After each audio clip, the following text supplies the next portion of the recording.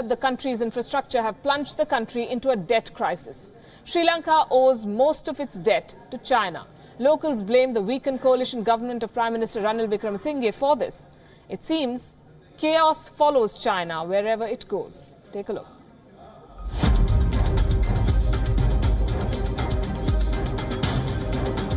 All roads leading up to Asian ports are normally bustling with activity.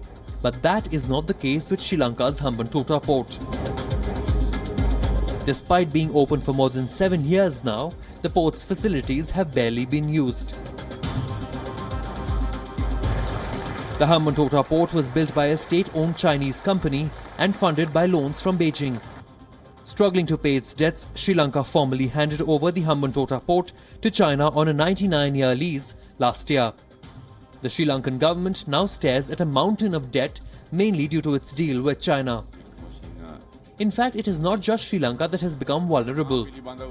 A study has found that Xi Jinping's ambitious Belt and Road plan will elevate debt risk in 8 more nations. Sri Lanka faces high risk of debt distress.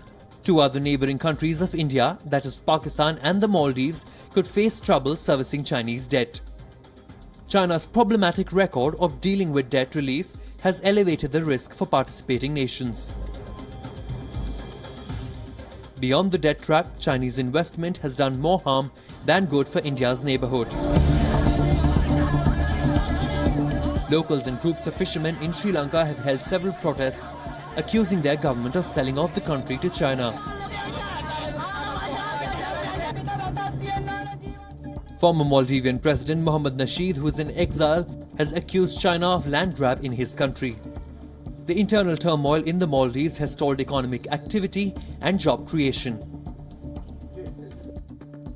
An economic crisis is looming large on Pakistan.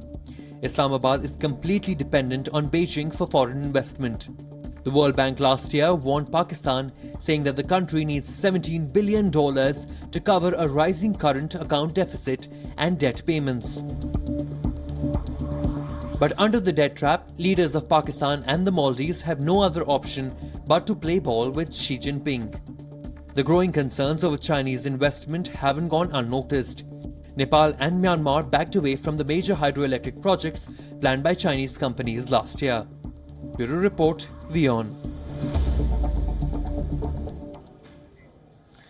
Meanwhile, the army has been deployed in sensitive areas as the government of Sri Lanka tries to bring the situation under control. On Gravitas Frontline tonight, we profile the Sri Lankan armed forces.